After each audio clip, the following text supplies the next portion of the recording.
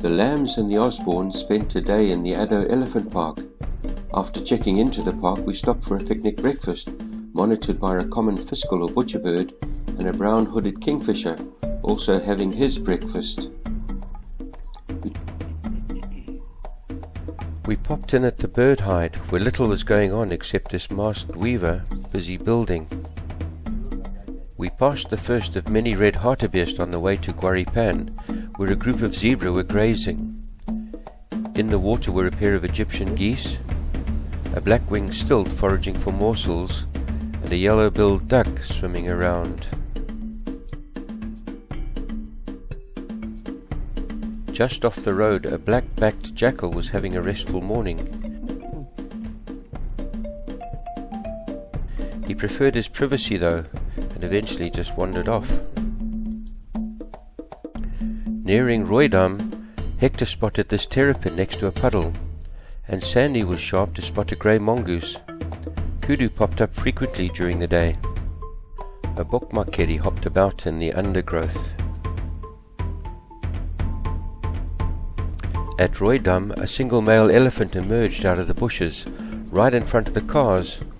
He almost washed the front car away. Fiddling on his bonnet. Good grief. That's a real fire hydrant, that one.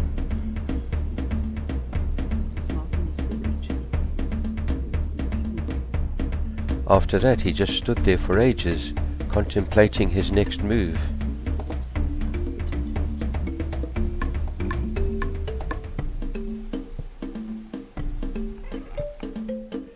In the meantime, a Cape wagtail investigated the elephant's fresh product.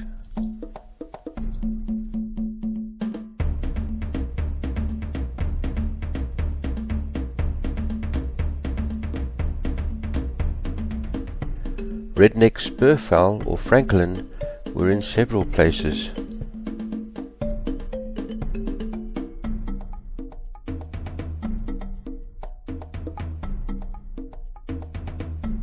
At Speckboom, we walked through the eco-forest to the hide, but nothing was going on except a couple of Cape crows picking around. The wind turbines near Port Elizabeth can be seen in the distance.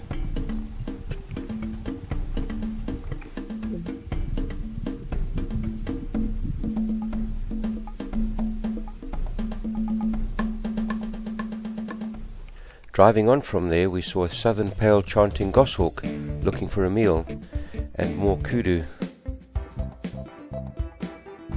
By then it was lunchtime and we made it to Jack's picnic site, named after Jack the Rhino. As we had our picnic, a pair of red-necked francolins, a southern boo-boo couple, a robin, Cape turtle dove and a few others appeared, hoping for crumbs.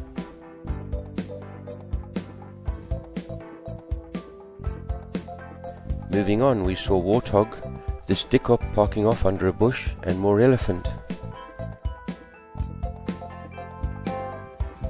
This character was casually strolling down the road, intent on his own business, unconcerned with us.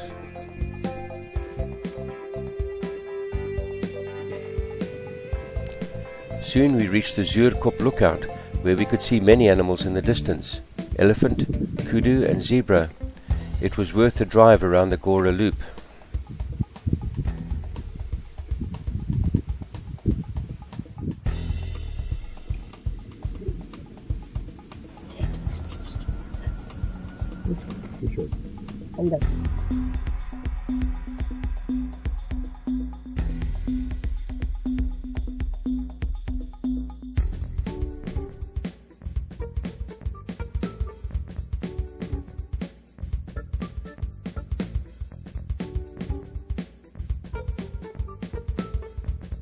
There were indeed many elephant, kudu and zebra on the Gora Loop, including some of the Addo tuskless herd.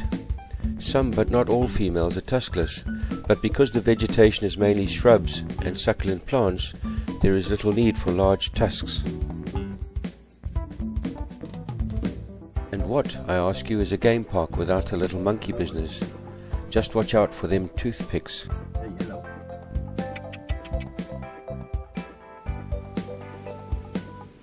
This mouse appeared beside the road. A Cape starling was in the tree on sentry duty, and more warthog and red hartebeest enjoying the afternoon sun.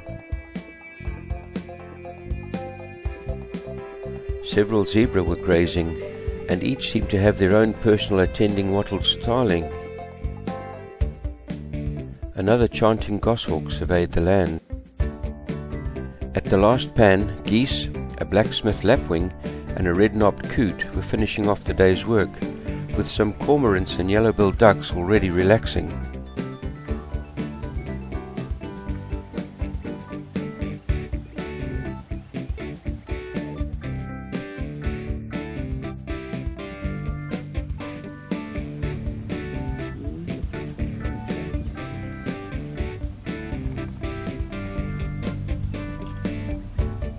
That evening we stayed at Avoca River Cabins on the Sundays River and enjoyed, of course, a braai or barbecue.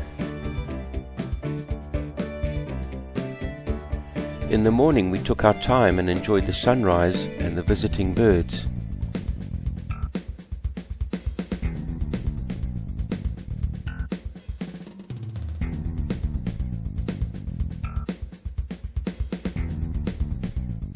This dussie or rock hyrax found a comfortable sunny spot and wasn't moving. We casually wandered through the garden and went down to the river.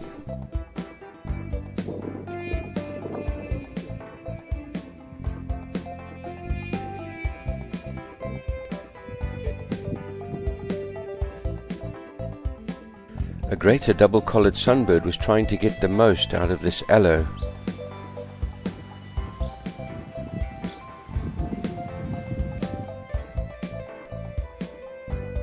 Just before we left, an energetic and very alert yellow mongoose entertained us.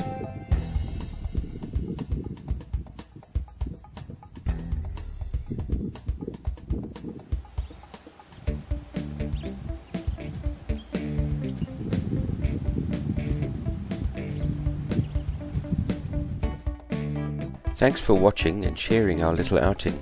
See you next time.